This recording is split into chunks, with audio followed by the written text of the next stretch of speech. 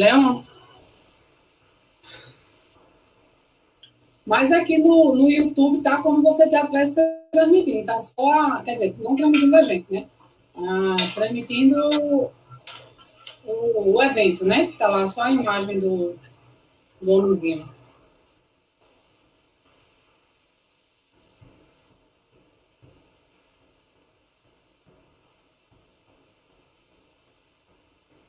Entendi.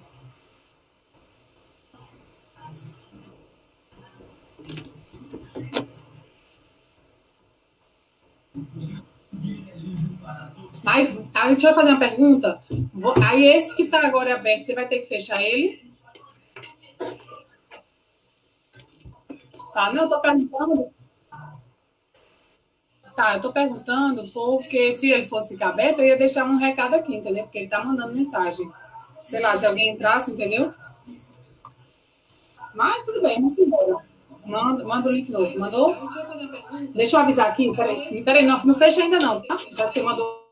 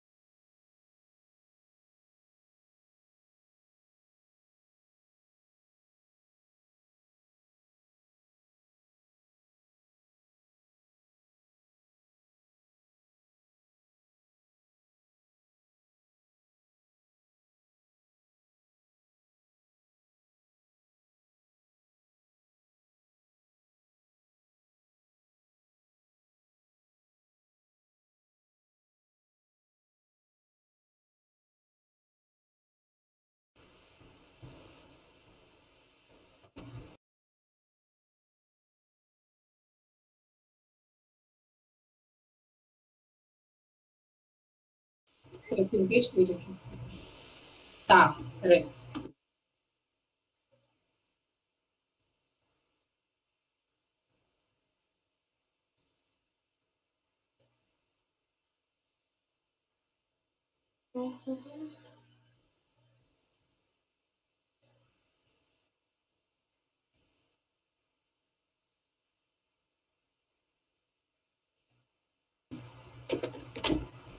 Bom, boa tarde, Tayana. Boa tarde, Gine. Estamos hoje aqui com Tayana, na nossa atividade, né? No ciclo da webinar, começando hoje, né? O nosso ciclo. A nossa primeira palestra hoje será sobre o processo de licitação e compra de alimentos da agricultura familiar na UFRN, lições aprendidas, né? Então, a Ana teve toda essa vivência e vai compartilhar hoje com a gente um pouco sobre tudo isso que ela viveu e aprendeu, né? Como nutricionista na Escola Agrícola de Jundiaí, da UFRN, nesses processos de compras, né? Processos de compras formais. O pessoal está entrando, vou esperar que o pessoal entrar no YouTube. Né? Já temos aqui um grupo bom para entrar. Então, enquanto o pessoal está entrando, fique à vontade para fazer perguntas, né, nos comentários e a gente vai repassando aqui para a Tayana e ela vai respondendo né, no caminhar, ou ao final, tá bom? Passa a palavra para você, Tayana, para se apresentar, e daqui a pouco a gente começa. Bom, gente, boa tarde. Primeiramente, eu gostaria de agradecer o convite, né, de estar participando, né, desse ciclo de webinars com vocês.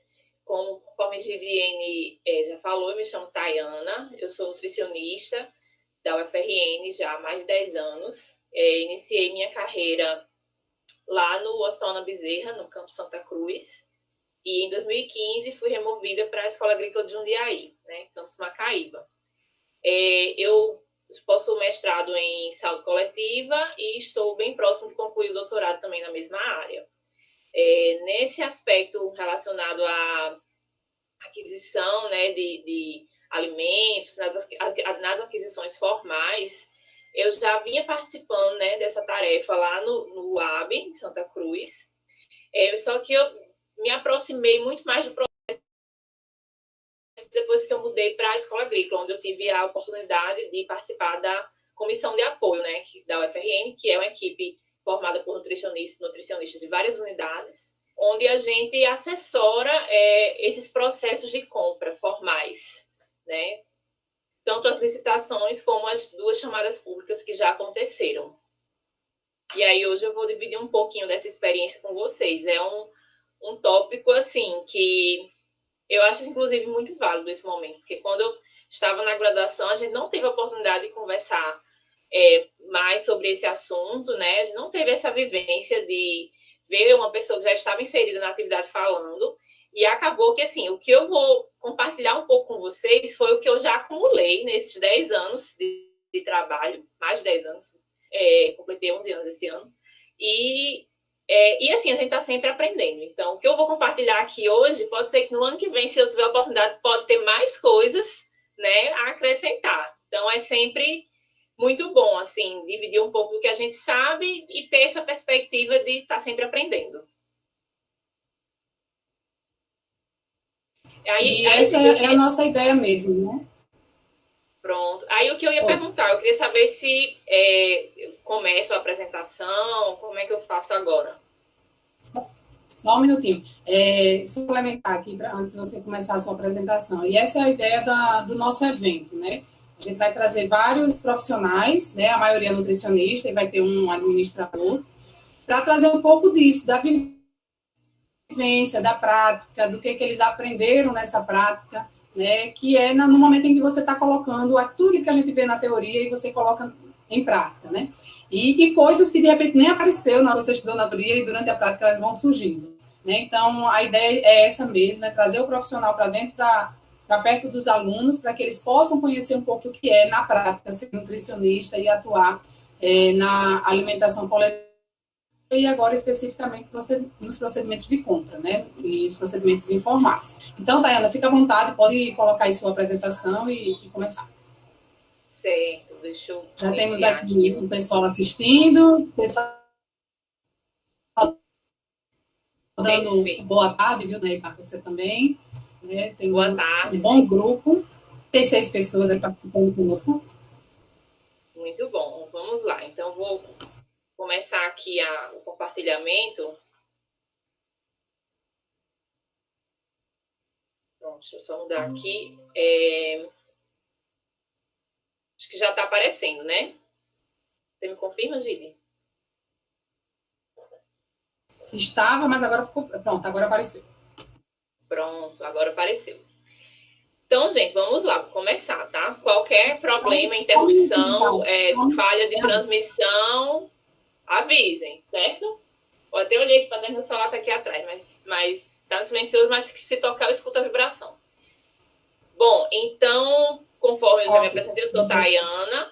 Então, hoje vou apresentar... e outra coisa, esqueci de mencionar, né? Minha graduação foi também aqui na UFRN, no ano de 2009. Sou prata da casa. Então, assim, hoje vou compartilhar um pouco com vocês algumas das lições aprendidas, né, nos processos de licitação e de compras de alimentos da agricultura familiar na UFRN. Então, a primeira questão assim que eu pensei em lançar, né, para vocês pensarem aí na casa de vocês, é que produtos são necessários ao funcionamento de um restaurante. E eu acho que a primeira coisa que vai surgir assim na mente de vocês é que a gente precisa, né, de gênero de alimentação, né, para que o restaurante funcione, né, para que haja uma continuidade e tudo mais.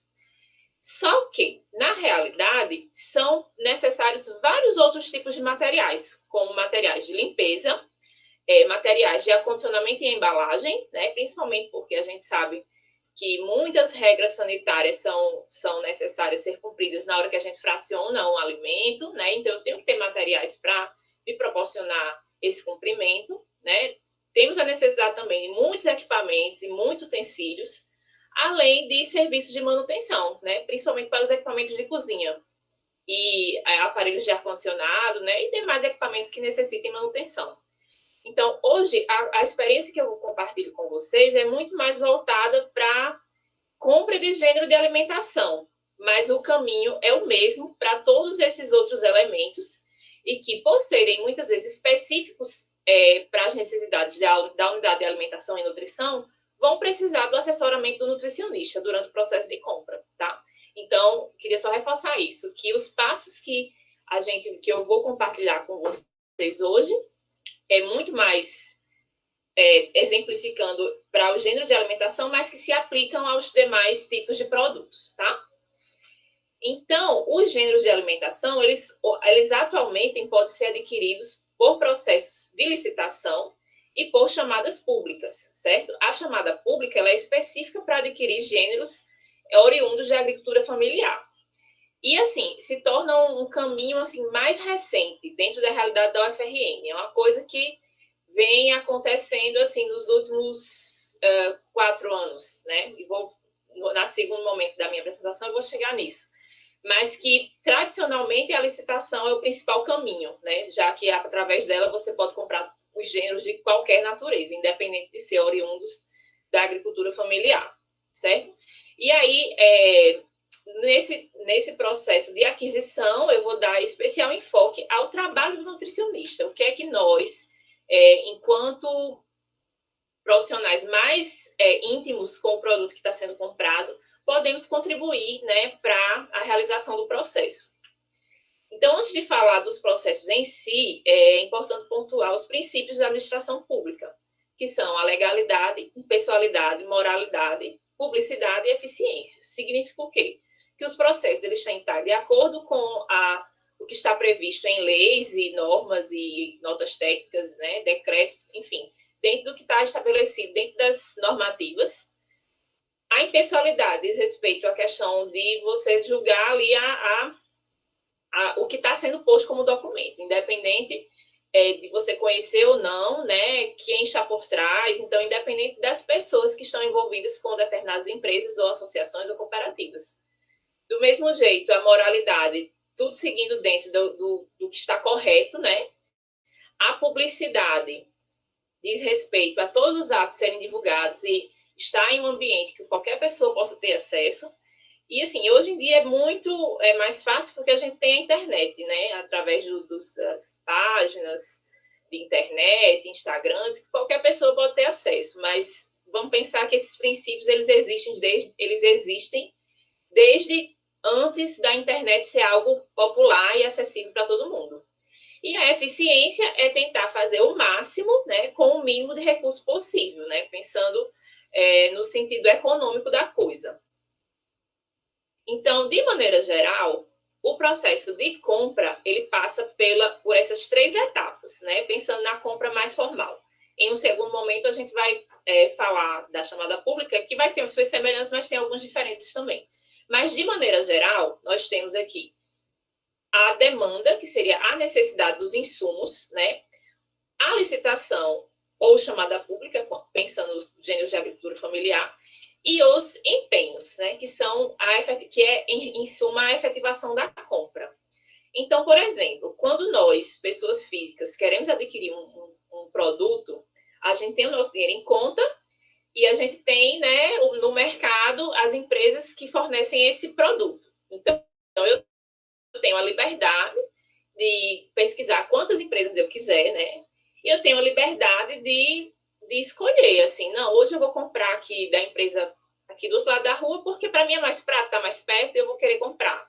Ou então, não, eu escolhi comprar hoje lá, por exemplo, vamos pensar na nossa feira, né, da nossa casa. Escolhi comprar hoje lá no supermercado de vendas de atacado, porque hoje eu vou comprar uma quantidade maior e para mim vai ser mais interessante. Ou então, não, eu prefiro comprar lá no supermercado X, porque lá eu sou bem tratado, lá tem um estacionamento legal e tal. Bom, então, nós, enquanto pessoa física, ou mesmo se eu fosse dona de uma empresa, eu acho que eu teria também toda essa autonomia para escolher, né?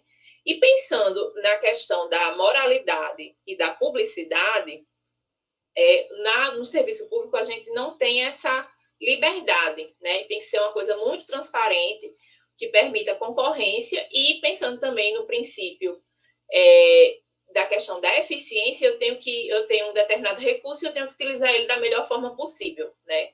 Então, diante disso, esses processos eles têm que ser extremamente transparentes e disponíveis para as empresas poderem concorrer livremente, certo? Então, por isso que existe um processo formal, por isso que existe essa formalização. E aí, para a gente chegar até o processo em si, né, que seria aqui, primeiramente, a licitação, o que é a licitação? Nada mais é do que um processo formal, né, de seleção dos fornecedores. Então, eu vou designar para que fornecedor poderá me fornecer determinado produto a partir desse processo formal. Então, tudo começa com a necessidade dos insumos, ou seja, um mapeamento dessas necessidades e uma formalização dessas necessidades. Essa formalização, ela vai estar registrada através de uma demanda, certo? Então, o que seria a demanda? Como é que eu prevejo essas demandas? A demanda nada mais é do que uma lista nominal de A a Z de tudo que eu preciso para que o meu serviço funcione por um determinado período de tempo, certo? Então, se a gente vamos pensar só nos gêneros de alimentação, então eu vou ter que ter nessa listagem de A a Z tudo o que eu preciso para o serviço funcionar e atender as refeições que está previsto para ele atender. Então, por exemplo, se eu trabalho só com almoço, então os meus gêneros vão necessariamente atender, né, assim, essa questão da cultura alimentar nossa de almoço. Vai ter o quê? Feijão, proteína, arroz, possivelmente posso ter macarrão, posso ter farofa, posso ter, de repente, até um floco de milho, né, que eu posso fazer uma coisa ali farofada no floco de milho. Tenho que ter vegetais, vamos lá, frutas também para sobremesa, material para fazer sobremesas mais elaboradas, se for o caso. Mas também, por exemplo, não faz sentido se eu trabalho só com almoço eu ter, sei lá, farinha láctea, né? Alguma coisa para fazer mingau, que seja só de mingau. Exemplo, farinha láctea, né? Já que amido e aveia eu posso até usar em outras coisas.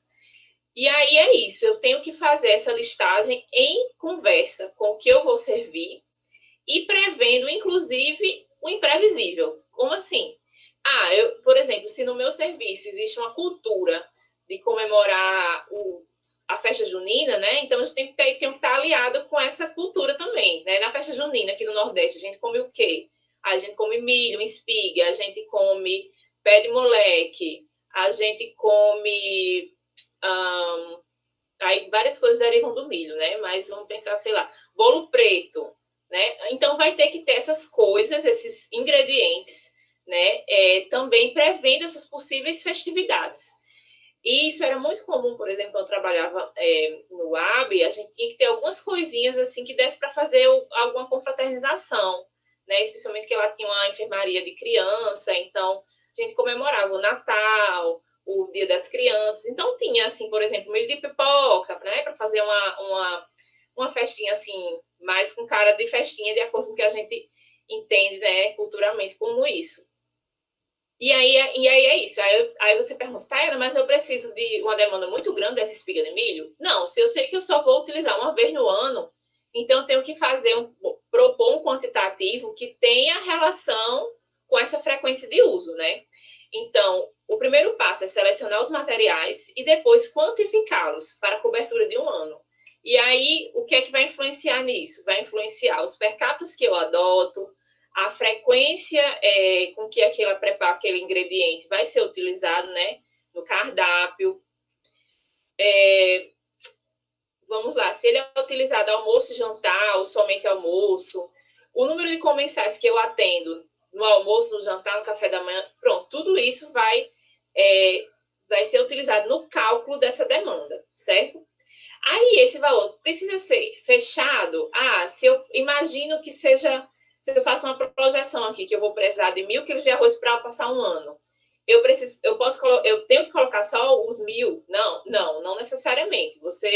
É interessante que seja acrescida uma margem de segurança, certo? Essa margem de segurança é interessante que seja um pouco maior do que aqueles 10% que acho que vocês devem aprender na hora de propor um cardápio, porque ali aqueles 10% é para você produzir, né? E aí, na demanda para ser licitado, para entrar no processo de compra, é interessante que seja pelo menos uns 20%, pensando nessa perspectiva. Porque essa margem me dá abertura para, de repente, eu atender um evento que vem acontecer no campus, né? Naquele dia, um dia específico, vai ter um evento, sei lá, 3 dias, pensando numa realidade de volta presencial, né, gente? Porque eu tenho fé que em breve a gente vai voltar. Então, voltando aqui, fechando parênteses. Então, essa margem de segurança serve para atender esses detalhes, né? De repente, o serviço atende um evento que vai durar uma semana e vai ter 300 pessoas de fora, né? O que é muito comum dentro do meio estudantil. E aí essa demanda existe essa margem justamente por isso, para não deixar as coisas tão engessadas, né? De forma geral, a gente vem trabalhando com a margem de 25%. Oi. Oi, pode falar. Gide? Ou podem ir aparecendo no meio da sua fala. Oi? O que foi? Eu sumi? Não, eu voltei aqui para olhar para você. Você tá me vendo? Tá. Eu queria saber se você prefere as perguntas só no final, ou a gente pode ir fazendo as perguntas de acordo com o que você for trabalhando aí dos temas. Eu acho que vai ser assim, diante dessa dinâmica, sabe? Eu acho que vai ser. Eu vou fazer o seguinte: quando chegar ao final da licitação, eu dou uma pausa, aí a gente pode conversar sobre isso e depois eu falo a chamada pública. Aí eu acho que fica melhor. E da chamada pública as perguntas no final. Ok. Devido a essa dinâmica, sabe? Da virtualidade, eu acho que se torna mais, certo. Okay, mais então produtivo. Certo? Então, vou retomar a apresentação. Vamos lá.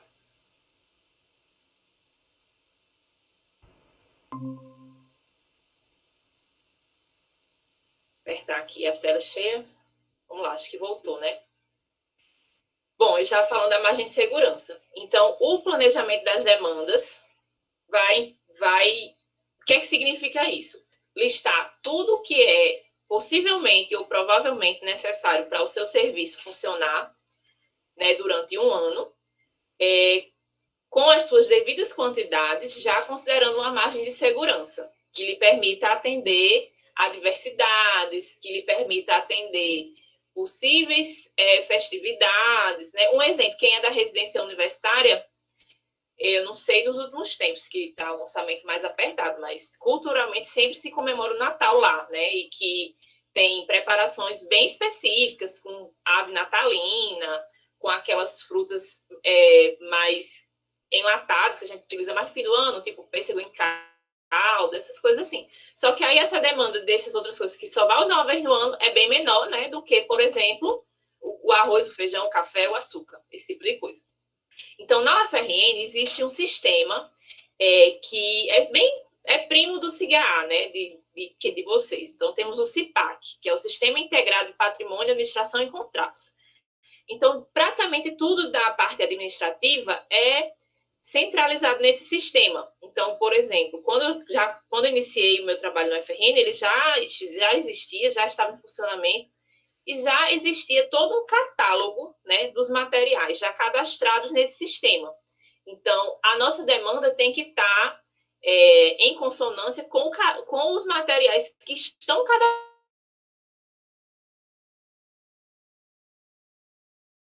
cadastrados, certo? Aí eu quiser trabalhar com um produto que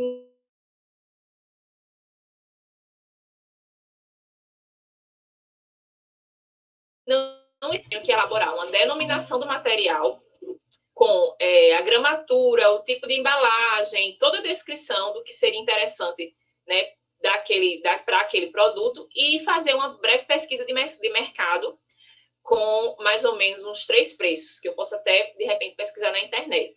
E aí fica registrado no sistema tanto o produto com suas especificações, como o preço médio, né, que é, em média, assim, lá obtido. E aí, dando também mais um detalhe, esses cadastros, esses materiais cadastrados, eles têm também uma descrição, eles têm a unidade de medida, tem todas essas especificações, né, de como cada produto deve ser. E, assim, nos últimos tempos a gente trabalhou um pouco na atualização dessas especificações, porque algumas estavam defasadas, alguns produtos mudaram a apresentação, né, no mercado. E aí, isso é visando o quê? Uma eficiência e visando também a aquisição de produtos de boa qualidade. Então, uma vez elaborada a demanda, né, digamos, dentro do seu controle interno do setor, essa demanda ela é registrada no sistema, né, no CIPAC, para entrar em um novo registro de preço. O que seria o novo registro de preço? É o pregão em si, né? Para que seja registrado no sistema de que aquela unidade, sei lá, restaurante da Escola Agrícola de Jundiaí, necessita de 1.000 quilos de arroz, 2.000 quilos de farinha, né? Falando aqui aleatoriamente, 1.000 quilos de feijão, 800 quilos de café, para passar um ano. E isso, assim, tem que ser muito bem pensado, feito com calma e atenção. Porque hoje, por exemplo, está sendo cobrado das unidades que essa demanda seja sinalizada um ano antes. Então, hoje se faz a demanda para os produtos que vão ser licitados no ano que vem, no início do ano que vem, por exemplo. Só para vocês terem uma noção. Então, tem que ter muita organização e controle, tá? Então, aí, quais são os passos seguintes? Então, essa demanda, ela é registrada por cada unidade, né? Rio Central, Escola Agrícola, NEI, né? Pensando nos gêneros de alimentação, são os 3 principais demandantes. E a diretoria de compras unifica essa demanda. Então, se aqui a demanda é 1.000 quilos de café, aqui são 500 e aqui é só 20, então a diretoria entende que a FRN vai precisar de 1.520, né? 1.520 quilos de café para o ano de 2022. E aí essa diretoria organiza esse processo, o cronograma de lançamento das licitações, e o setor de licitações, peraí, deixa eu ocultar aqui. Pronto. E o setor de licitações, ele é responsável por executar a licitação em si, certo? E aí, uma vez que eu já organizei a demanda, registrei, o diretoria de compras computou tudo, organizou, unificou, pronto. Então, agora nós vamos para a etapa da licitação, certo? A licitação, como eu falei, é uma modalidade aliás, o pregão é uma das modalidades de licitação. E licitação é uma das formas, como é que eu posso dizer? É um processo de seleção formal de fornecedores. Então, existem várias modalidades de licitação, né? Por exemplo, carta convite, tomada de preço, concorrência. Quando eu era criança, inclusive, minha mãe trabalhava numa escola. E aí eu via que a compra de alimentos naquela época, nas escolas, eram por tomada de preços, que é uma coisa até mais simples, mas que também é um dos métodos de seleção de fornecedores. Aí, entre as modalidades de licitação, nós temos o pregão, que atualmente é a mais utilizada, certo? Visto que é uma modalidade em que você recebe primeiro as propostas e depois analisa as documentações que forem pertinentes. Então, de certa forma, torna o processo mais célere e até mais transparente, certo? O pregão, ele pode acontecer de forma presencial ou de forma eletrônica. No eletrônico, o canal utilizado é o portal do Comprasnet, né? É um portal de compras do governo federal. Hoje em dia, praticamente não existe mais pregão presencial. Eu acho que só em situações muito específicas, como utilização do espaço, essas coisas assim. Mas de produtos que eu tenha conhecimento, praticamente é tudo eletrônico. E aí, para participar dos pregões, né, dessa modalidade de licitação, as empresas, possíveis fornecedores, eles devem estar com a habilitação atualizada no sistema que é o SICAF, Sistema de Cadastro Unificado de Fornecedores, né? E o pregão ele é regido por uma lei federal já da década passada, dos anos 2002, aliás, de quase 20 anos atrás. Então, o pregão ele tem algumas etapas e eu gostaria assim, de dar uma ênfase em relação à participação do nutricionista em cada etapa. Então, pensando que a demanda aconteceu previamente, o nutricionista ele trabalhou arrumando a demanda, né, registrando a demanda do seu setor. Então, uma vez que o setor de compras, né, a diretoria de compras unificou tudo, eles vão trabalhar no edital. E aí, qual o papel do nutricionista na questão do edital? Então, o nutricionista ele pode participar indicando possíveis documentos que serão necessários à habilitação dos fornecedores. Então, será que as exigências do fornecedor de carne é a mesma do fornecedor de arroz? Com certeza não, né? Quando a gente trabalha com produtos de origem animal, existem alguns detalhes que são mais interessantes, né? Para serem observados, detalhes a mais, né? Já que é um produto altamente perecível. Paralelo a essa questão do lançamento do edital, é eleito, né, designado um pregoeiro, assim como uma equipe de apoio. A equipe de apoio é justamente essa equipe que eu mencionei, que eu fiz parte por um tempo. No momento que eu estava de licença do doutorado, voltei agora, por enquanto eu ainda não fui designada, mas se for o caso, estarei disponível.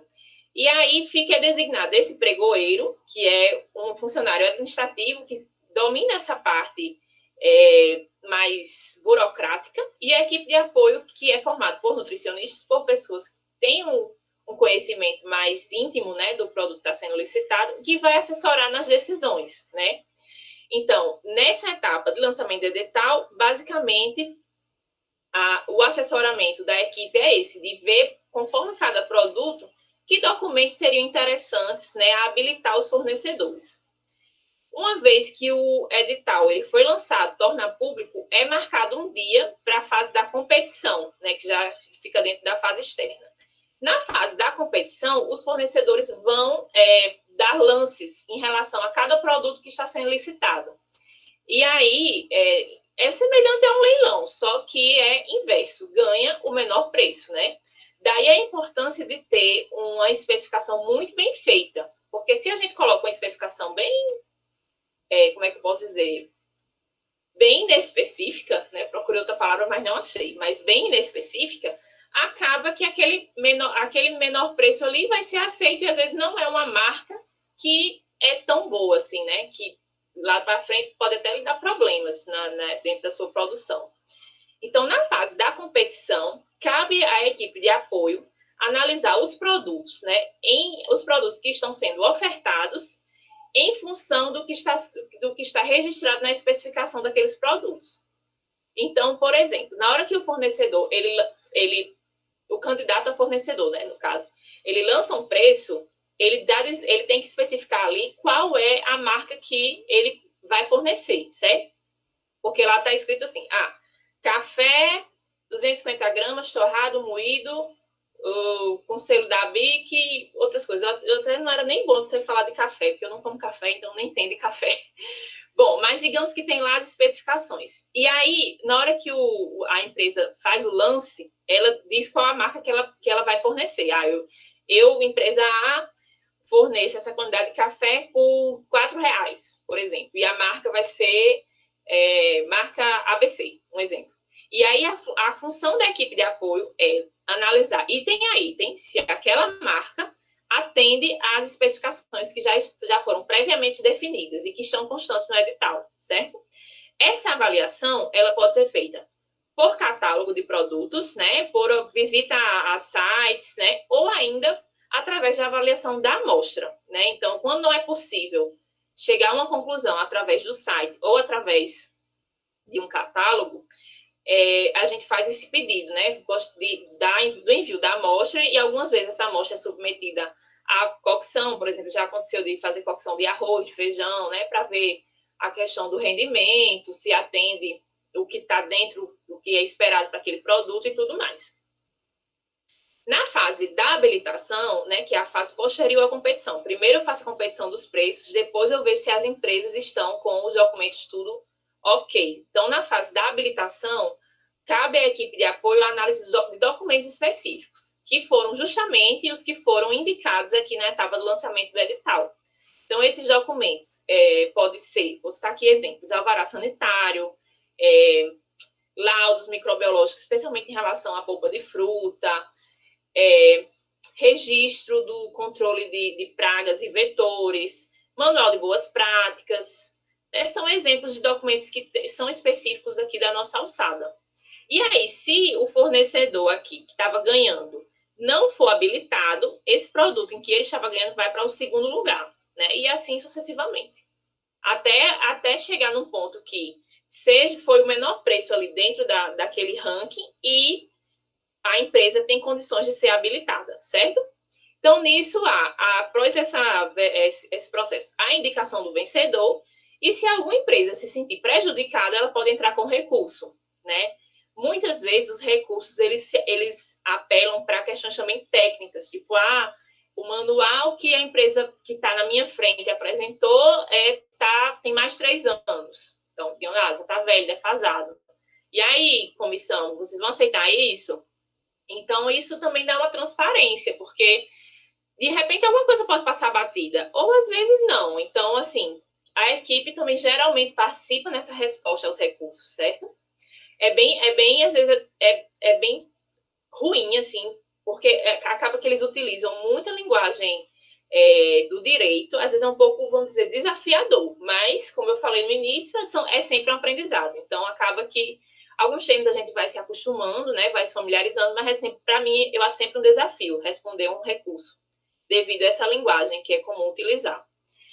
Então, feito isso tudo, não houve mais recursos, parte para a homologação. Uma vez homologado, os itens que foram licitados, eles são registrados, né? Fica registrado em ata, e essa ata, ela fica veiculada ao CIPAC, né? Que é o sistema que eu falei que controla tudo. Dentro, né? Uma vez que já está tudo ok, ele controla tudo. Aí, como eu falei, que é a resposta aos recursos. E aí, vamos dizer, essa formalização no sistema, né, essa realização do pregão e tudo mais, ela tem um outro mecanismo associado, que é o sistema de registro de preços. Então, o pregão, juntamente com o sistema de registro de preços, permite que eu possa comprar.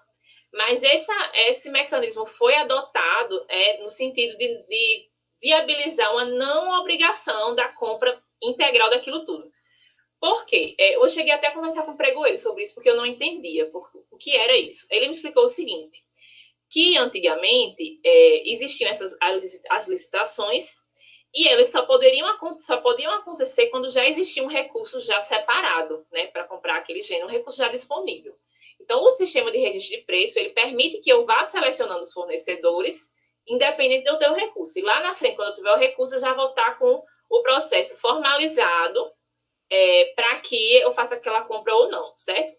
Lembrando que aquela quantidade que foi licitada, né, uma vez que eu tenho o sistema de registro de preços agregado, eu não preciso comprar tudo. Daí dá até mais, assim, mais conforto em utilizar a margem de segurança, porque uma vez, sei lá, que eu demande 1.000 quilos de um determinado alimento, eu não tem problema se eu consumir só 900 ou 800, entendeu? Entenderam, gente? É tão ruim apresentar assim, né? Sem olhar para vocês, mas vamos para frente. Então, como eu falei, o critério de julgamento, né, da seleção dos produtos é através do menor preço, né? Claro que pensando no menor preço e que esteja de acordo com as especificidades que foram elencadas para cada produto. E, após o processo, tudo fica registrado na ata, né? Então, isso eu já até falei. Aqui é a figurinha do mais barato. Na finalização do processo, fica disponível no sistema a ata, contendo todos os itens que foram licitados, os preços que foram determinados, né, no processo de concorrência, as especificações e a marca que ganhou aquele item, né? Uma vez formalizado o processo, ele me permite que eu faça aquisições ao longo de um ano, porém, ele não me obriga a comprar todos aqueles produtos e também não me obriga a comprar toda a quantidade que foi demandada, certo?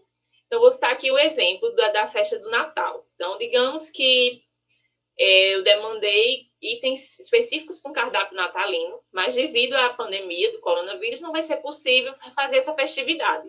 Então, não vai ter problema. O peru, a pêssego em calda, determinados produtos que eu, porventura, tenha demandado e não forem adquiridos, não vai ter problema jurídico, certo? Para a instituição. Pronto. Uma vez, apenas vou só voltar aqui. Apenas quando é uma coisa, vamos dizer, de maior porte, o arroz, gera uma expectativa por parte da empresa de que vai fornecer aquela quantidade, que vai, né, ter aquela movimentação. Então, nesses outros itens é interessante que seja cumprido tudo direitinho. Mas esses itens menores não tem problema, não. Bom, em relação a isso tudo eu falei é para a compra acontecer, certo? A compra não aconteceu ainda. Lembrando que, como eu falei, a licitação é o meio de selecionar os fornecedores. Uma vez que eles estão selecionados, aí eu posso efetivamente comprar, certo? E aí essa compra do serviço público a gente chama de empenho. O empenho, que nada mais é do que o quê? Você tem um recurso na instituição e aquele recurso ele é separado para a aquisição de determinado bem ou serviço, certo? Então, isso é o empenho, a compra propriamente dita. Então, a compra, ela pode acontecer na periodicidade que a unidade determinar, certo? É igual como na casa da gente. Tem gente que prefere fazer a compra por semana, a compra de gêneros alimentícios, né? Prefere fazer por semana, tem gente que prefere fazer por mês, tem gente que prefere fazer por quinzena, né? Então, pensando no AUAN, essa compra, ela pode acontecer conforme a política da instituição, né? Eu particularmente gosto de fazer assim, pensando nos 3 meses, né? Pensando num processo de ter num tempo um pouco maior. Não muito e nem tão pouco, certo? E aí, uma vez determinada a periodicidade, cabe ao nutricionista, novamente, fazer o levantamento das necessidades de utilização para aquele período de tempo, né? Então, vai influenciar o modelo padrão de cardápio, os per capita, né? O número de comensais atendidos. E aí, nesse quesito, eu gosto muito de trabalhar com um cardápio cíclico, porque me permite essa previsibilidade. Então, se eu tenho um ciclo ali de 4 cardápios e que eles vão rodar, 4 cardápios é mais ou menos um mês, então vai rodar uma vez, 2 vezes, 3 vezes. Então, fica bem fácil eu prever uma demanda de alimentos para 3 meses, porque eu já tenho mais ou menos uma noção do que é que vai sair. Vai ser diferente dali só as adversidades. E aí, feito esse levantamento, os materiais são requisitados, né? É feita uma requisição novamente no CIPAC. O dirigente da unidade, ele autoriza, né? Se ele vai discordar de alguma coisa, achar que tem alguma coisa muito cara, ele vai dizer, mas vamos dizer que no processo normal, ele vai autorizar, né? Tendo a justificativa que aquilo ali é a previsão de utilização para os próximos 3 meses. Uma vez que o dirigente autoriza, é feita a liberação do empenho. O que é a liberação do empenho? Né? Parece um pouco abstrato aqui na apresentação. Mas, na verdade, a liberação do empenho é um registro em documento, né, de que a instituição reservou aquela quantia para o pagamento daquele produto. Então, o empenho é a garantia de pagamento. Por isso, assim, que tem muitas empresas que elas valorizam muito fornecer para o governo federal, porque na hora que eles recebem o empenho, significa que o recurso está garantido, certo? Então, esse documento ele é enviado para os fornecedores como comprovante de que está efetivado aquele empenho, e a partir do momento que ele recebe, né, que ele recebe o comprovante, é que eu posso começar a solicitar o fornecimento das mercadorias, certo? A periodicidade do fornecimento, ela vai variar, né, conforme o tipo do produto, conforme o meu espaço de almoxarifado, conforme a perecibilidade do produto, meu espaço dentro de câmaras frigoríficas e a própria dinâmica do setor. Assim, tem serviço que tem entrega a cada 2 dias, ou tem entrega todo dia. Já um serviço menor, ele consegue receber os itens perecíveis uma vez por semana, já os outros itens de almoxarifado uma vez ao mês. Então, isso é muito organizado em função da dinâmica do próprio serviço, certo? O empenho, ele pode acontecer em 2 modalidades, né? Na forma ordinária, você empenha uma determinada quantidade de produtos e recebe todos de uma vez, exemplo. posso empenhar 1.000 quilos de arroz e receber, e só posso receber todo de uma vez. Isso por quê? Porque no empenho ordinário só permite que haja uma nota fiscal, né? Vinculada aí. Já no empenho global, que é mais interessante para quando a gente faz uma compra para mais meses, pode haver entregas parceladas. Então, esses mesmos 1.000 quilos de arroz, se for para 3 meses, eu posso pedir 400 no primeiro mês, 300 no segundo e 300 no terceiro, né? E assim, o serviço pode se organizar melhor em função do espaço físico. E aí, no recebimento das mercadorias, uma vez que a empresa recebeu um empenho físico, né, em papel, assim, o documento, papel não, virtualmente, mas recebeu essa formalização. E eu, enquanto setor, já comecei a pedir, envio o meu cronograma de fornecimento e a empresa, né, dentro daquelas datas que foram programadas, ela faz a entrega com a nota fiscal correspondente àquela quantidade que foi fornecida. E aí o setor, enfim, vai fazer seus controles através de planilhas eletrônicas, fichas de prateleira, sistema, e assim o fornecedor ele vai receber uma transferência do valor que foi faturado naquela nota fiscal, certo? E aí, uma vez que os produtos estão dentro do almoxarifado, eles são controlados também via sistema e podem sair por meio de requisição de materiais, certo? Basicamente, é esse o caminho. Eu não lembro se tem algo pronto. Eu não lembrava se tem algum slide depois falando disso. Mas, em suma, essa é a primeira parte, né? Como são feitas as compras pensando nas licitações. E aí, esse mesmo caminho de demanda, licitação e compra, ele acontece também para os outros tipos de produtos. Só que, por exemplo, se for um equipamento, é uma coisa mais pontual, porque você vai demandar, sei lá, 2 freezers, um exemplo, 2 freezers. Licitou, já pode comprar. Ah, beleza, posso comprar. Então, comprei aqui os 2 freezers, chegou, acabou o processo. Já na parte de alimentação, é uma coisa mais constante, cíclica, que você está sempre atento, tem que estar fazendo, refazendo planejamento, avaliando, vendo se eu sair, daí já no próximo empenho eu já diminuo a quantidade que ainda tem em estoque, e assim sucessivamente. É um processo, eu diria que dinâmico. Aí, assim, agora eu vou voltar, que aqui eu estou vendo só a apresentação, né? Vou voltar aqui para a sala, que a gente poderia fazer uma rodada de perguntas, e em seguida eu daria continuidade pensando na agricultura familiar. Voltei, né? Ótimo. Pronto. Muito boa a apresentação, a sua aula é muito boa, né? Porque você traz o teórico com o prático, tudo ali alinhado, né? Muito legal. Eu vou pedir a Leon que dê uma olhadinha, o pessoal coloca aí as perguntas no chat, tá? Vocês já devem ter percebido que minha internet está oscilando, eu estou caindo, voltando, mas eu volto. Esperem que eu volto, se eu desaparecer eu volto. Mas enquanto o pessoal vai perguntando lá no chat, Leon vai trazendo, tá, Leon? Se tiver pergunta aí, pode já vir trazendo. Eu queria fazer a primeira pergunta. Tem algumas perguntas já anotadas aqui, então eu vou adiantando com essas enquanto vai chegando a do chat de agora, porque tem um delayzinho também. Com relação à margem de segurança na hora que vai fazer o pedido, né? Já que é um pedido anual, né? Quando você faz, não sei nem se seria o termo pedido, mas quando você faz a previsão, demanda, né?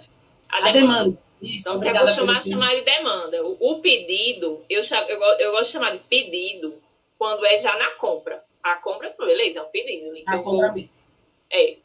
Esse prévio, que é um ano antes, para eu imaginar, é demanda, certo? É demanda, obrigada. Então, a demanda, quando você faz a demanda, você falou aí dos 20%, né, de margem de segurança, 20% já em cima dos 10% que foi feito, né, na previsão? Pronto. Veja bem, vamos fazer aqui um exemplo prático. Vamos pensar numa UAN que funciona de almoço. Vamos pensar, sei lá, um restaurante popular, certo? Um exemplo aqui, um restaurante popular. Todo dia sai arroz, né? Restaurante popular, e geralmente arroz é do mesmo tipo. O arroz parbolizado. Aí, assim, a gente, quando vai fazer demanda, a gente já pensa já na saída. Já pensa assim, todo dia sai 25 quilos de arroz. Pensar lá no meu setor, 25 quilos de arroz. Nesses 25 quilos, já tem uma margem que é aquilo que vai sobrar mesmo. Que eu não tenho como fazer aquele contadinho, os grãozinhos, tudo empacado como mensal, né? Então, assim, eu imagino os 25 quilos que saem todo dia. Nesses 25 está incluso a margem de 10%, né? Isso. E aí, vezes X dias. 200 dias letivo, um exemplo. 200 dias letivo. 25 vezes 200, deu quanto? Deu 5 mil. Deu 5 mil? Acho que deu. Vamos supor que deu. Vamos supor que deu. Pronto. Então, 5 mil mais 20%, aí vai ser a minha demanda. Entendi. Tá, ok. Tá, era só para deixar claro isso, porque você faz essa demanda diária, na demanda diária, no que a gente requisita para utilizar diariamente dentro da UAM, a gente já inclui esses 10%, né? Então, esse vai estar dentro do total. E nesse total, você coloca os 20%. Ok. Porque pense assim, que essa margem de segurança da produção, ela vai para a cocção. E, infelizmente, se não tiver comensais extras naquele dia, se for uma cuba já mexida, infelizmente, o destino dela vai ser o lixo. Não tem como eu reaproveitar, entendeu? Então, é isso. Ok. Aí, deixa eu lhe fazer uma pergunta, se você teve a oportunidade, né? Porque eu sei que você voltou recente para o serviço, né? Mas se você teve a oportunidade de saber como é que foi o planejamento para 2021, e aí já vou agregar outra pergunta, como é que estava, né? Porque agora muita coisa foi, infelizmente, nesse período que a gente está vivendo, né? Muita coisa foi suspensa, mas tinha retornado alguma atividade presencial? E essa é a primeira pergunta. E a segunda, como é que foi esse planejamento para 2021, com relação a essa demanda? Né? Porque, tudo bem, você falou aí que não é necessário cumprir e empenhar toda a demanda que você colocou lá no processo. Mas como é que fica isso, assim? Se de repente, como é que foi para 2021, pensando nesse nosso cenário, né, que a gente está vivendo? Se você teve a oportunidade de saber. Olha, eu não vivi, né? Como você falou, eu voltei agora. O que eu sei, assim, é bem vago, porque eu converso paralelamente com alguns colegas, mas o que eu sei é que, no momento, tá se trabalhando em novas licitações, porque o que foi que aconteceu? Vamos supor que alguma licitação foi homologada no início do ano passado, certo? Vamos supor. Aí, o que aconteceu ano passado em relação aos preços dos produtos de gênero alimentício? Vamos pensar aqui, o que aconteceu? Uma inflação absurda, né? Então, vamos pensar de novo aqui no arroz, que custava 2 e pouco e agora tá, sei lá, 5,50. Então, as licitações que aconteceram ano passado, eu acho que já deu tempo de vencer, mas antes de vencer, elas já estavam todas perdidas. Por quê? Porque na hora que há uma oscilação muito forte assim no mercado, as empresas elas entram com um processo que elas pedem o realinhamento do preço, né? Porque uma vez que o preço está definido, ele vai ser trabalhado aquele mesmo preço ao longo do ano que aquela licitação estiver vigente. Então, para o ano passado, todas as licitações praticamente estão perdidas, né? Entraram com processo de realinhamento de preço e na UFRN não tem essa política de adotar. Eles preferem fazer outra licitação, sabe? Para ficar uma coisa mais clara e mais transparente. Então, hoje, eu sei que estão acontecendo licitações, certo? Hoje. De que eu não confesso que eu não estou tão por dentro, porque eu até o momento não fui designada para voltar para a comissão. Mas hoje estão acontecendo. E creio eu que as colegas trabalharam com um cenário de retomada normal, assim, imaginando que no futuro as coisas iriam voltar conforme o padrão normal que existia antes. Porque se elas trabalham com um valor, não vamos dizer, um quantitativo menor e que, sei lá, só dure 3 meses de atividade, elas vai ser complicado depois para resolver o problema, entendeu? Porque como vocês conseguem imaginar, ver, assim, sentir aqui na apresentação, é uma coisa meio burocrática, sabe? Então, que demanda tempo. Uma vez que você está com um produto que você está sem licitação, é bem complicado você arrumar, dar um jeito de comprar esse produto. Você até tem como. Se, por exemplo, um caminho, quando não tem uma licitação vigente de um determinado produto, é essencial. Um caminho é que a gente chama de pegar carona. A gente pode pegar carona numa licitação de outro órgão do governo federal. Então, geralmente salva aí licitações do Exército, da Marinha, às vezes da EBSER, né? Enfim. E eu acho, aí assim, eu não tenho como afirmar, mas eu acho que os quantitativos foram trabalhados para essa perspectiva de normalidade. E aí é isso. Aí a volta presencial, por exemplo, eu voltei a trabalhar esse mês, nós temos alguns momentos presenciais lá no setor. Por hora está sendo muito mais no sentido de manter o prédio limpo, organizado, os equipamentos sendo minimamente botado para funcionar, para manter a coisa viva, né? E aí está sendo estudado, assim, pelo menos lá no meu setor, que é menor, está sendo estudado uma possibilidade de começar com uma produção mínima ali para atender algumas pessoas que estão fazendo atividade no campus. Eu acredito mais de atividade de pesquisa, mas ainda não tem nada certo. Certo. Leão, tem alguma pergunta aí? Mais alguma pergunta aí do chat?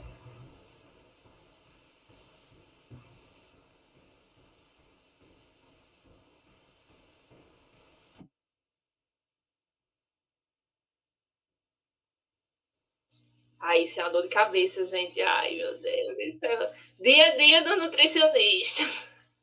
Olha, quando atrasa, a gente fica em ai de enlouquecer. Acho que a expressão é essa. Então, existem mecanismos administrativos, como como é que chama, meu Deus? Advertência. Aí, advertência, não sei quanto, umas 3 advertências geram um processo administrativo. E se a coisa continuar, for crônica, a empresa ela sofre uma penalidade, que ela fica impedida de participar de licitações por um tempo, certo? Mas no dia a dia, quando atrasa, a gente fica ligando, assim. Passa e-mail, registro, faz tudo. A gente faz todo o possível para que a coisa aconteça, mas se for algo crônico, o caminho é isso. No final das contas, a empresa vai findar perdendo o direito de fornecer para o governo federal. Certo? E daí, gente, por causa desses problemas, é que passou-se a ter uma maior preocupação com os documentos que se colocam lá no processo da licitação, como aqueles que eu citei, de alvará, de manual de boas práticas, né? Porque o que é comum, ou era comum, né, quando eu estava mais nessa área, é que qualquer empresa, assim, que tiver lá com cadastro, ela pode concorrer, sabe? E aí, na hora que a gente não fecha muito bem esses critérios, aí abre para aventureiros. O que é que eu chamo de aventureiros? Uma empresa ali pequenininha que resolveu abrir um CNPJ e concorre para um setor desse, como uma instituição dessa, como a FRN, que tem uma demanda altíssima. Então, gente, para você atender um RU Central, por exemplo, você tem que ter um carro grande, um veículo grande, tem que ter logística, né? Então, não dá para ser qualquer aventureiro, certo? Então, na hora que a gente coloca esse tipo de documento lá, esses documentos, né, já dá uma filtrada, já para evitar esse problema aí depois, sabe? De, enfim, atrasos, enfim. Porque se o fornecedor ele não tem uma logística boa de entrega, né, que vai gerar esses atrasos, é porque ele não está bem consolidado no ramo dele. Ele não está organizado ainda. Entendeu? Então, a gente quer se livrar, assim, um pouco dessas situações, porque já pensou na hora que faltasse o feijão, na hora do almoço aqui, né? A confusão é grande. Feijão não, Tayana, pelo amor de Deus. Mas aproveitando essa sua fala, né, quando você falou dos recursos, né, que vocês precisam responder muitas vezes, né, durante esse processo, dos que estão participando do evento, da linguagem técnica que é utilizada nesses recursos, vocês têm essa equipe que avalia os recursos, tem apoio jurídico, tem alguém do direito apoiando e ajudando nas respostas dos recursos?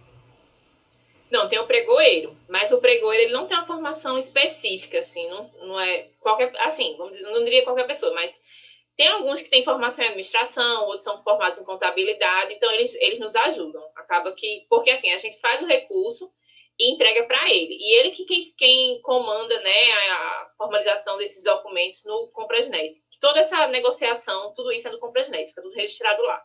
Então ele nos ajuda, mas até para a gente ler e compreender o que está ali posto, assim, às vezes demora um tempo, assim, sabe? Aí, às vezes, assim, alguém da comissão tem um irmão que é advogado, ou a irmã, aí ajuda, não, tal coisa é isso. Então, você quer responder a isso, tais termos são interessantes para você usar, né? E assim vai, todo dia aprendendo. É verdade. Mais alguma pergunta, Leão? Ok, então vamos dar continuidade, vamos para a chamada pública e aí no final a gente faz as perguntas de chamada pública e se alguém lembrar de mais alguma coisa sobre licitação que queira perguntar, a gente também pode perguntar ao final, tá bom? Pode prosseguir. Pronto, então vou voltar para cá. voltar para a apresentação. Eita, peraí, não apertei não aqui. Uma janela aqui. Certo, então vamos para a chamada pública. Certo. Então, chamada pública. Então, o que é que difere, né, dos processos de licitação para as compras de alimentos via chamada pública? O primeiro ponto é que a chamada pública, ela se justifica por essa política de incentivo a compras, né, de alimentos oriundos da agricultura familiar. Então, pensando em alimentos, o que eu posso adquirir por chamada pública tem que ter essa origem, certo? Não posso comprar algo que não tem essa origem. Então, a principal diferença é essa. E aí, antes de chegar nas etapas propriamente ditas, né, aqui um breve entendimento do que é agricultura familiar. Eu acho isso extremamente importante, porque quando isso começou a ser discutido, eu, por exemplo, não fazia ideia do que era agricultura familiar, né? Por quê? Porque minha origem, eu não sou de Natal, sou de Caicó, morei um tempo na zona rural, e aí, né, com muita gente que mora na zona rural, meu pai também tinha aquele hábito de plantar ali algumas coisas e fazer aquela venda e tal. Até hoje ele ainda tem. E eu achava o quê? Que a agricultura familiar era essa coisa informal, de você ter ali um pedaço de terra, fazer uma plantação e depois vender e ser assim, bem, vamos dizer, simples, ser uma coisa simples. Então, eu aprendi ao longo disso tudo que, na verdade, a agricultura familiar é um setor organizado, altamente organizado, e que não é nada aquilo que eu tinha na minha mente, daquela coisa assim, de um agricultor que produz aqui só um negócio e tal. Na verdade, a agricultura familiar, ela tem uma dimensão um pouco maior do que isso, né? De fato, para ser agricultor familiar, para ser considerado agricultor familiar, a pessoa tem que ter o seu sustento, vamos dizer, comprovadamente, de forma prioritária, oriunda da agricultura, né? Então, o primeiro ponto é que não pode ser um grande espaço de terra, tem que ser um espaço pequeno. Pequeno assim, comparando com latifúndio, certo? Então, tem que ser um espaço que não ultrapasse 4 módulos fiscais, que é uma das medidas de dimensionar a terra. Utilize a mão de obra prioritariamente da família e de membros da família, né, na gestão do estabelecimento. Então, daí isso diferencia o agricultor familiar do latifundiário, que na verdade é um empresário do ramo rural, né? E aí tem um percentual mínimo da renda da família originada das atividades econômicas oriundas, né, daquela atividade agrícola. E aí, para ser também agricultor familiar, você tem que dirigir o seu estabelecimento, né, o seu empreendimento junto com a sua família. Então, é diferente lá do meu pensamento, que assim, essa plantação que eu mencionei, que meu pai faz até hoje, é um complemento. Ele não vivia disso, entendeu? Então, essa é a grande diferença assim, da agricultura familiar. As pessoas vivem disso e têm aquilo como um empreendimento, certo? E, ao contrário também do que eu pensava, eles são empreendedores familiares organizados. Então, eles se associam, formam cooperativas, e a partir daí eles têm mais força, né, para participar de processos como esses, né, de chamadas públicas para fornecer para a esfera federal. Então, vamos lá. E aí, essa produção oriunda da agricultura familiar, ela ganha espaço, né, a partir do Programa de Aquisição de Alimentos, que é um programa que tem as seguintes finalidades, né, tanto de incentivar a agricultura familiar, incentivar o consumo e valorização dos produtos, né, mais naturais, oriundos da agricultura familiar. Eles têm uma função também da segurança alimentar, promovendo um acesso da alimentação mais saudável, com quantidade e regularidade necessárias às pessoas em situação de insegurança alimentar, e contribuindo também para a questão do direito humano da alimentação adequada e saudável. Além disso, promover o abastecimento de alimentar, né, que compreende a questão das compras governamentais, entre elas a merenda escolar, constituir estoques públicos, apoiar a formação de estoques e fortalecer, né, os circuitos de economia local. Então, essa é a finalidade do Programa de Aquisição de Alimentos, que é um programa já um pouco antigo e que tem várias modalidades, por isso que tem tantas detalhes, né? Estoques, né? Formação apoiar a formação de cooperativas e tudo mais. E, inclusive, a questão da segurança alimentar.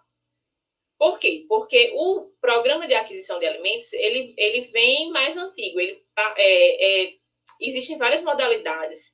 E eu acho que a primeira que eu ouvi falar foi essa de doação simultânea. É como se fosse uma compra do excedente dos agricultores familiares para a formação de um estoque e aquilo ali ser distribuído entre as pessoas mais necessitadas. Porém, outras modalidades foram surgindo ao longo do tempo, que é o compra direta, apoio à formação de estoques, né, o incentivo à produção e ao consumo de leite, o compra institucional e a aquisição de sementes. O compra institucional é justamente a modalidade do programa de aquisição de alimentos que permitiu às instituições federais poderem fazer esse tipo de aquisição, certo? Então, conhecendo um pouco, né, do PAA, modalidade compra institucional. Então, PAA, Programa de Aquisição de Alimentos.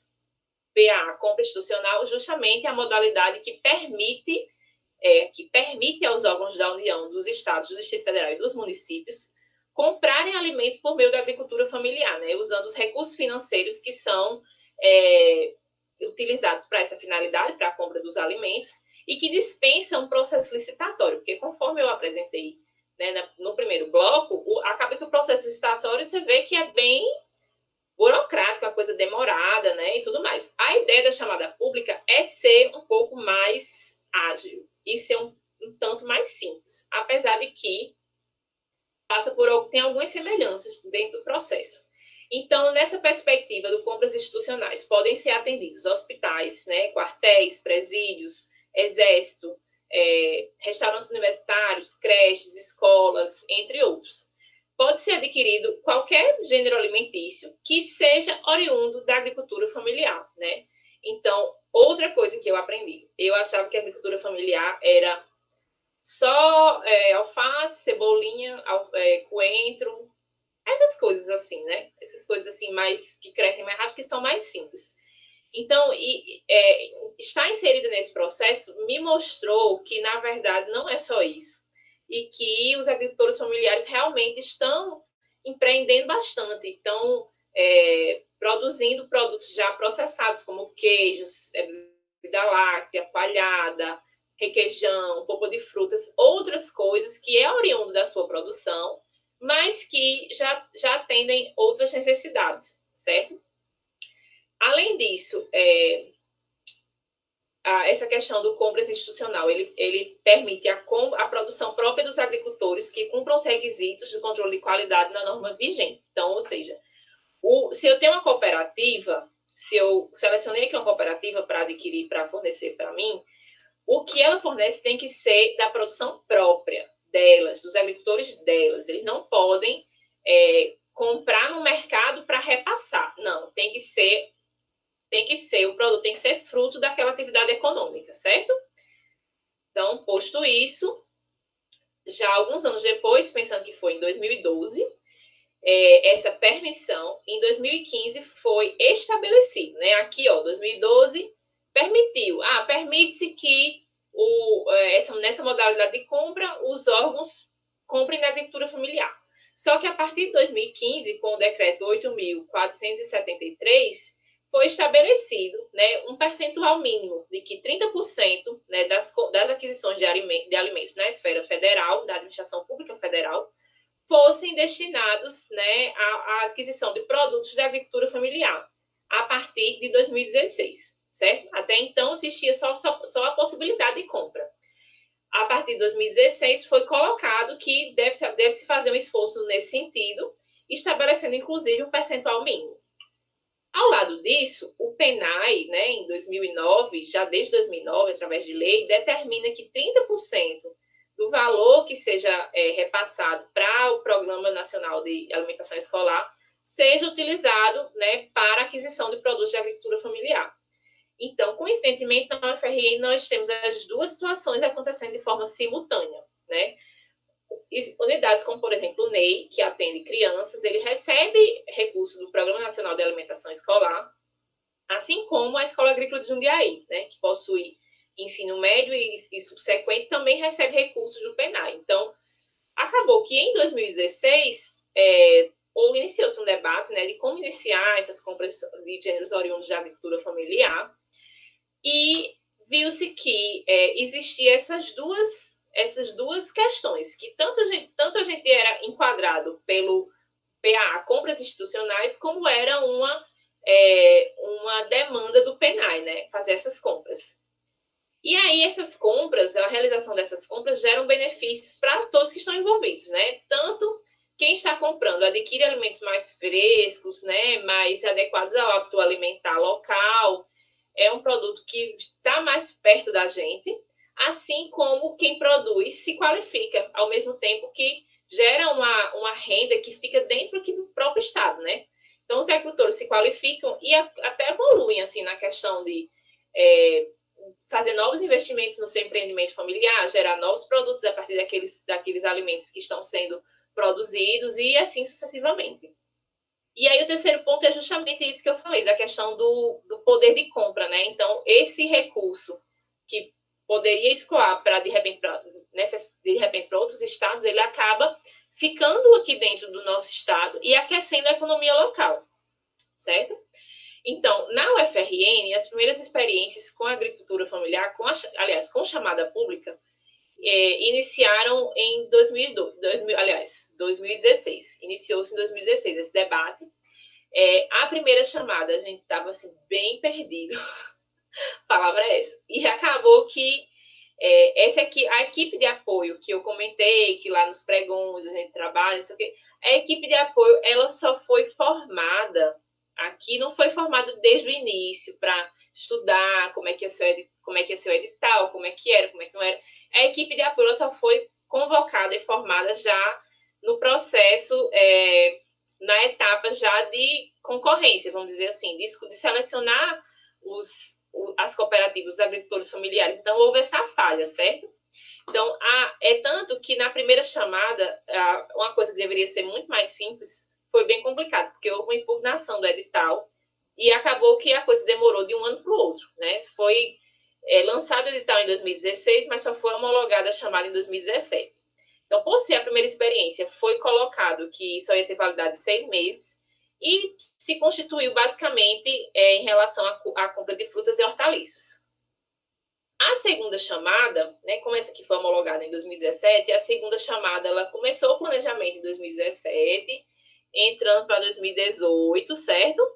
E aí, em 2018, foi feito todo o processo dentro do mesmo ano, começou e homologou dentro do mesmo ano e teve a validade de 12 meses. Então, valeu até 2019, certo? Aí, o que foi que aconteceu? Em 2019, já para o final do ano, começaram os debates, né? Como é que ia ser, preparação e tal. E aí ia ser lançado o edital o ano passado, 2020, que aí foi suspenso por causa da pandemia. Porque, enfim, diferente da licitação convencional, na chamada pública, a chamada pública ela gera muita expectativa por parte dos agricultores. Então, é interessante que, por mais que não seja comprado tudo, assim, 100%, mas que um bom percentual do que foi colocado ali seja adquirido, entendeu? Então, para o ano passado, chegou-se ao consenso que não seria interessante levar para frente a chamada pública, porque não existiria tanto essa perspectiva de retorno tão próximo, né, para que houvesse, de fato, os pedidos. Então, hoje, o que eu tenho para compartilhar com vocês são as experiências dessas duas chamadas, né? O que é que... E eu tive a participação aqui, nessa daqui, a partir do momento que chamaram a equipe de apoio, e nessa daqui até o momento de lançamento do edital. Logo em seguida, eu acabei me afastando para o doutorado. Mas, assim, foi um processo que eu me debrucei e que aprendi bastante nele. Então, a partir dessa segunda chamada, a gente teve a oportunidade de variar mais os produtos, porque a gente, assim, dialogou muito, visitou o SECAFS, né, que é aquele centro de venda de produtos de agricultura familiar, e justamente descobriu essa questão que eu falei para vocês, que a agricultura familiar não é só coentro, cebolinha e alface, né, vamos dizer assim. Então, aqui eu vou mostrar alguns dados objetivos, né, de comparação das duas chamadas, né, e do que a gente aprendeu. Então, por exemplo, a partir dessa primeira chamada que aconteceu, foi feito um trabalho de dissertação de mestrado de uma das nutricionistas lá do Rio Central, né, que é a Luciana. Então, esse trabalho ele verificou alguns processos, alguns entraves, né, que aconteceram na primeira chamada. Então, o primeiro entrave foi que a comissão de apoio já foi convocada e formada com o processo em andamento. Isso dificultou um pouco, porque não teve essa participação no planejamento, né? Outras fragilidades foram apontadas, como a ausência de treinamento das equipes, uma dispersão assim de tudo, falta de comprometimento dos gestores, uma metodologia de determinação do preço assim não muito transparente e acabou que ficaram preços muito elevados, baixa variedade de itens, né, além de falta de articulação, né, com o setor de editais para que tudo acontecesse da melhor forma. Outra incoerência diz respeito à questão do processo de seleção, né, que como a gente estava muito habituado com a licitação e que a licitação ganha com o menor preço, na chamada pública não existe tanto essa cultura do menor preço. É mais interessante que haja um desempate em função da localização do agricultor, né, da cooperativa, em função do local que vai receber a mercadoria. Então, é possível que a gente já determine no edital qual é o preço. E essa determinação, ela vem, né, de uma metodologia de pesquisa e média, enfim. Então, para a segunda chamada, isso já foi levado em consideração, porque foi um dos pontos que gerou muita polêmica entre os agricultores, que eles não eram habituados a trabalhar dessa forma. Certo? Aí, assim, na primeira chamada, nós tivemos a oportunidade de conhecer algumas cooperativas que estavam concorrendo, ó. Eu fui aqui nessa cooperativa, acho que é em Extremóis, essa aqui de baixo. Então, conheci a plantação de cebola, de alface, né? Foi bem interessante. E aí, para a segunda chamada pública, como a gente teve a oportunidade de aprender com os erros da primeira, então a gente teve como fazer um planejamento de como íamos proceder, né? Também com base em alguns materiais que puderam ser consultados e que foram elaborados e disponibilizados pelo governo federal. Mas aí foi que a gente decidiu, né? A partir do diálogo e dessa avaliação. Decidimos seguir esses passos aqui que estão aqui detalhados, né? Que foi, primeiramente, identificar os produtos produzidos na agricultura familiar. Por quê? Porque na primeira chamada, a gente foi um dado momento, chegou para as unidades que tinha que fazer uma demanda e a gente não sabia quais eram os produtos produzidos. Então, a gente, da nossa cabeça, imaginou que eram produtos prioritariamente de origem vegetal e fez uma lista e, enfim, sem necessariamente fazer uma relação com o que de fato é produzido aqui no RN, né? Entendeu? Então, esse era o X da questão. Então, acabou que na primeira chamada muitos itens fracassaram porque não eram produzidos aqui no RN e, enfim, ficou essa desarticulação, certo? Então, o primeiro ponto foi isso, mapear o que é produzido na agricultura familiar aqui, e principalmente aqui no âmbito de Natal, nos arredores de Natal. Então, a gente fez uma pesquisa lá na SECAFS, listando tudo que era comercializado lá e, com base nisso, selecionou os itens que poderiam ser utilizados, né, nos cardápios das UANs. Então, viu o que tem lá e viu o que poderia ser absorvido. Feito isso, né, feita a seleção dos itens, cada unidade separou o que era interessante para si e fizemos uma lista unificada. A partir dessa lista, nós tomamos para a gente, né, a responsabilidade de fazer a pesquisa de preço, porque na hora que a gente está fazendo, a gente sabe de onde é que vem a informação, né? Então, foi designado a própria SECAFS, feiras livres e supermercados convencionais para fazer essa coleta dos preços, para depois calcular o preço médio para cada item. Feito isso, cada unidade pôde elaborar sua própria demanda, certo? Por quê? Porque uma vez que a gente já tinha informação do preço médio, então se algo ficasse lá um pouco mais caro do que o orçamento permitia, então fazia uma demanda um pouco menor, né, daquele item, para também não se comprometer, não comprometer o recurso com uma compra já mais onerosa. Mas foi importante, assim, ter esse esclarecimento de qual seria o preço que ia ser elaborado. E aí, depois de seguir todos os passos, nós fizemos um relatório de atividades, que esse relatório, né, com algumas recomendações, como, por exemplo, a durabilidade ser de 1 ano, o critério de seleção do não ser o menor preço, e sim a localização dos agricultores, e isso serviu de base para a elaboração do edital da chamada de 2018, certo? Então, essas experiências foram bem interessantes de serem... foi bem interessante fazer essa sistematização. E durante o concurso que houve do CRN em 2018, eu e mais duas colegas, que foi a nutricionista do NEI, Juliana, e a nutricionista do RU, Luciana, nós sistematizamos essas experiências e submetemos ao concurso do CRN, que foi o trabalho papel do nutricionista na proposição de chamadas públicas para as compras de alimentos oriundos de agricultura familiar, relato da experiência. Então, a gente relatou um pouco de como foi esse processo e como é que a gente atuou nesse sentido. E aí o trabalho foi reconhecido e obteve o 3º lugar. Foi bem legal. E aí, comparando as duas chamadas, essas informações eu tirei mais ou menos do trabalho, mas atualizei o ano passado.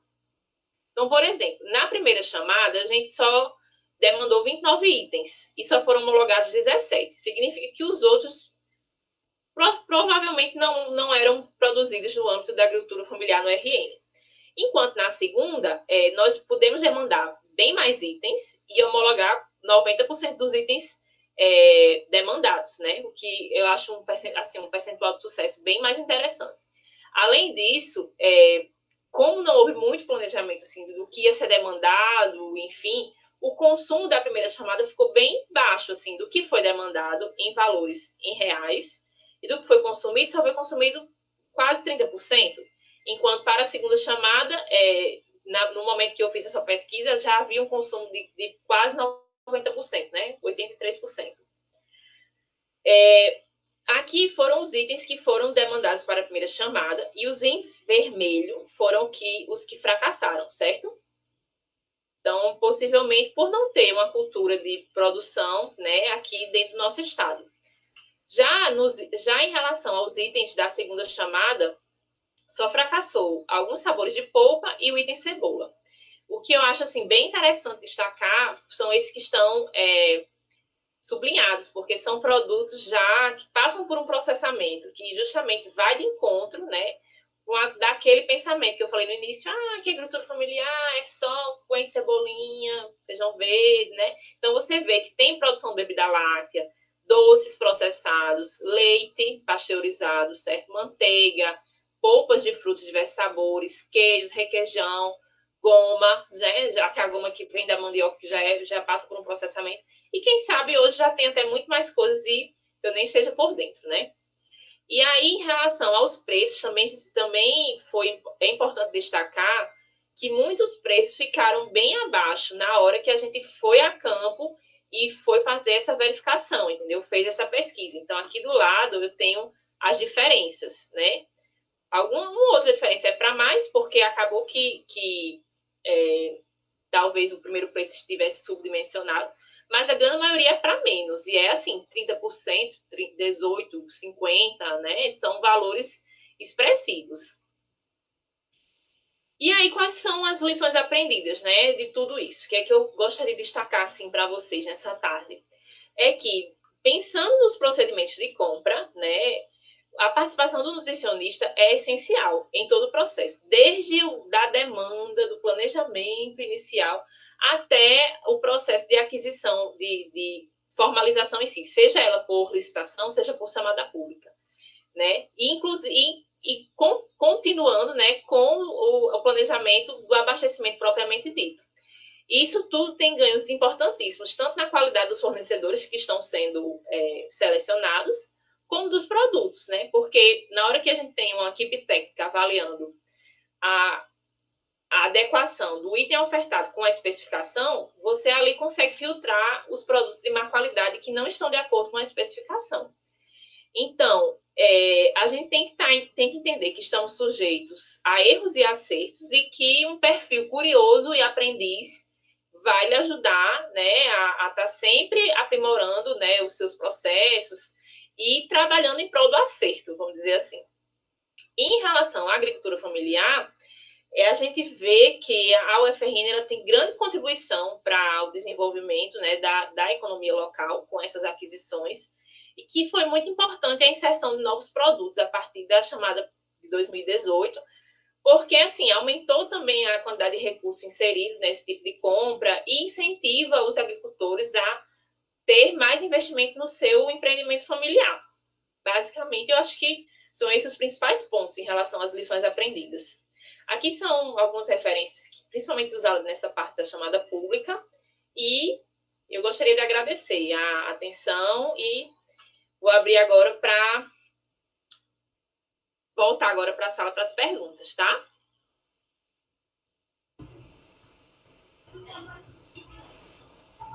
Ótimo, Tayana. Vamos lá. Voltei, né? Sempre fica em dúvida se eu voltei. Voltou. Estamos de volta. Estamos de volta. Estamos de volta. Obrigada aí pela sua fala, agora, né, com a chamada pública. Eu vou fazer igual da minha forma. Vou começar e depois passo aí para o Leon trazer as perguntas aí nos comentários, tá, pessoal? Vamos fazendo aí as perguntas que o Leon vai trazendo. A primeira pergunta, Tayana, com relação ao preço, e aí eu me lembro disso que você já tinha relatado outras vezes, né? Que o preço, na segunda vez que vocês lançaram, chamada pública, foi feito esse preço médio, né? E aí no edital saiu a definição de preço. E na primeira foi como? Foi igual o processo de licitação? Eles que deram preço e foi escolhido o menor preço? Como é que foi na primeira? Na primeira foi assim. Quando você vai listar um produto, você tem uma estimativa do preço, certo? Tem-se uma estimativa, certo? Só que na licitação tradicional, essa estimativa serve para nortear o trabalho do pregoeiro, né? Para ele não aceitar uma proposta tão acima, mas que o método de seleção é o menor preço, certo? Então, na primeira chamada pública, havia lá um preço médio só para nortear esse trabalho, mas foi estabelecido que o critério de desempate era o menor preço. E isso gerou muita polêmica entre os agricultores. Por isso que eles pediram para impugnar, eles solicitaram a impugnação do edital. Esse foi um dos fatores. Por quê? Porque eles, nas escolas, no âmbito do PENAI, FRN, escolas do Estado, município e tal, eles não são acostumados a trabalhar assim. Porque no PENAI, né, pensando no âmbito de atender só o PENAI, é estabelecido que o critério de desempate é o local, entendeu? Porque, por exemplo, para, digamos, as escolas lá de Caicó favorecerem os agricultores da região, entendeu? Porque é uma proposta para fortalecer a questão da regionalização, dos circuitos regionais de escoamento dos alimentos, entendeu? Então, na primeira chamada, existia um preço para nortear ali a pessoa que estava conduzindo a chamada, que no caso foi até um pregoeiro, mas por força do hábito, porque não era um pregão, né? Mas esse foi o critério de desempate, menor preço, independente da localização da cooperativa. Geralmente, quem concorre assim em órgão mais volumoso são associações e cooperativas. O agricultor individual ele não tem como. A demanda, o volume é muito alto para um agricultor individual.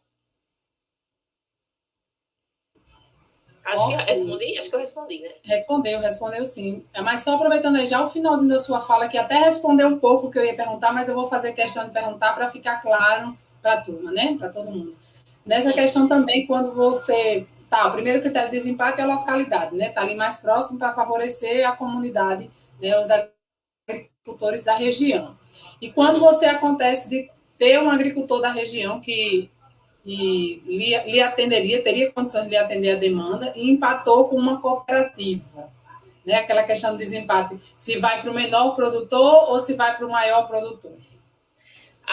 Tem isso também, viu? Eu não tenho essa resposta assim, com certeza, mas eu acho que favorece o menor. Tô com essa dúvida, viu? Posso responder depois, mano? Pode sim. Mas tem. O primeiro é a localidade, depois é o nível de associação deles.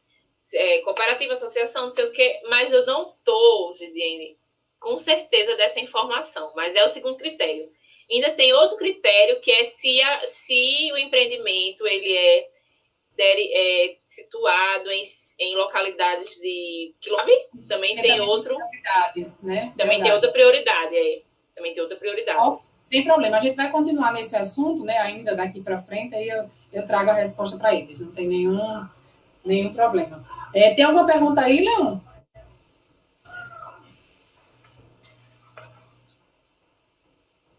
Ninguém quer perguntar mais nada? Então, eu vou fazer uma última pergunta.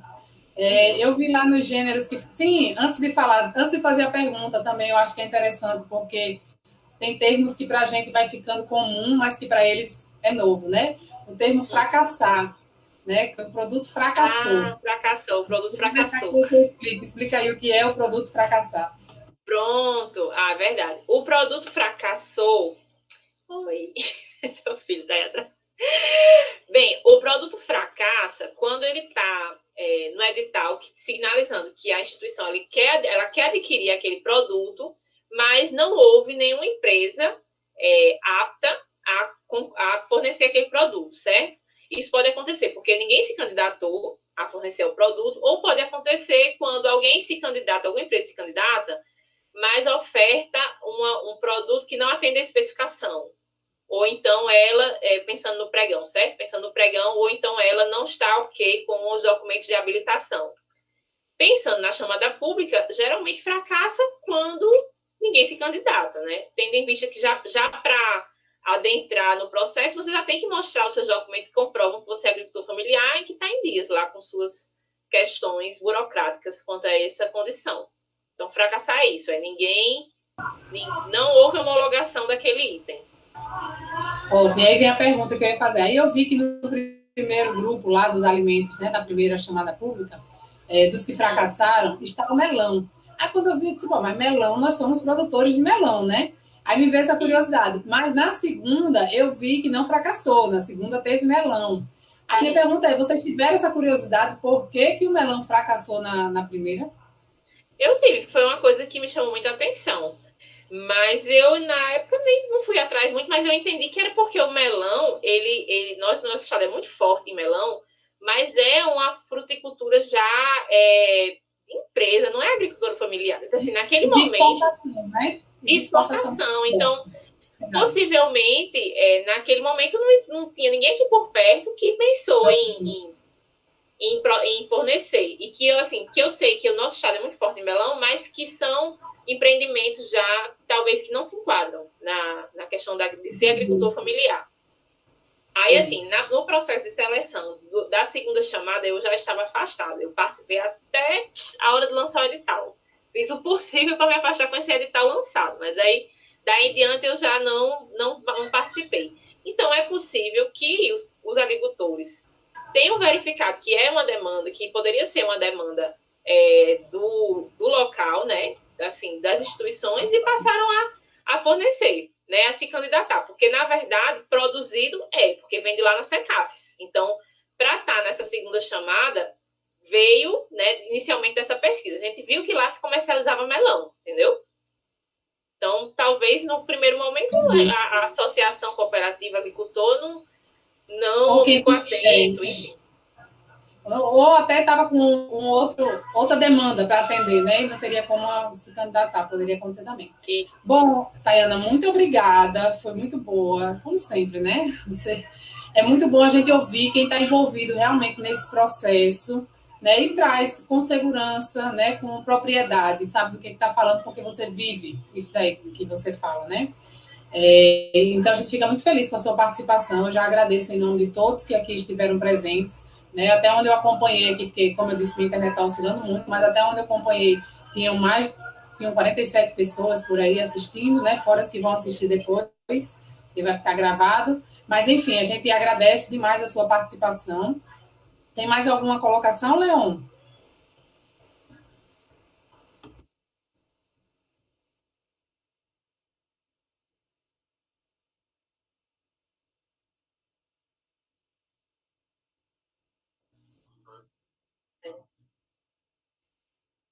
Uhum. Gente, eu queria só fazer uma observação. Bem, assim, já pensando. Acho que vocês estão mais ou menos perto, né, de concluir o curso. Falta mais ou menos o que? Um ano e meio aqui para essa turma? A turma está no quinto período, né? Ainda faltam tá. 2 anos. Uns 2 anos. Não, gente, eu queria só destacar, assim, esses pontos, né? Essa questão, essa disponibilidade de estar sempre curioso, sempre disponível para aprender novas coisas. Porque, como eu falei no início, eu já estou na instituição, atualmente já faz 11 anos, mas vamos pensar, me formei em 2009, certo? Quando eu me formei, nada disso existia. Assim. Vamos pensar que o PA que eu falei o PA Compras Institucionais, começou em 2012, a obrigatoriedade veio só em 2015, então são coisas que ninguém falava. Ninguém falava na minha graduação, nem existia ainda. Então são coisas que a gente, que assim, vão surgindo e que a gente tem que estar atento e estar disponível para aprender, né? Assim como, por exemplo, todas essas questões da participação na comissão e tudo mais, foram coisas que a gente vai aprendendo muitas vezes até no processo. Ninguém vê, não tem antes um momento para a gente se preparar, tal, para fazer esse tipo de participação. Acaba que a vivência vai nos ensinando. E aí cabe também a nossa curiosidade, a nossa disciplina de estar ali vivendo aquilo e tentar acionar materiais, mecanismos e estar desenvolvendo essa autonomia, né? Essa autonomia do nosso aprendizado. Muito bom. E é isso mesmo, a gente vai caminhando e aprendendo, né? Faz parte. Isso, faz parte. Então, muito obrigada, Tayana. Segunda-feira, às 8 horas da manhã, a gente vai ter o próximo, né? A próxima participação. E aí a gente vai estar com Kika Urbano, que é nutricionista lá do Camarões. E ela vai estar trazendo para a gente o outro lado, né? Da empresa que participa, quando a gente pensa na licitação e que tem empresas participando, né? Qual é o papel da nutricionista nessa empresa que está concorrendo numa licitação? Então, ela vai trazer um pouco da experiência dela nesse sentido e nas compras informais, que é a compra da empresa privada, né? Como é que é feito o procedimento de compra nas empresas privadas. Então, não percam, segunda-feira, às 8 horas da manhã, a gente vai estar com o Kika Urbano aqui, conversando conosco, assim como a gente teve hoje, Tayana, que foi ótimo, viu? E obrigada mais uma vez, e assim eu me despeço, né, de vocês e agradeço a participação de todos. Tchau, gente. Muito obrigada pelo convite. Foi ótima tarde. Tchau, tchau. Tchau, tchau.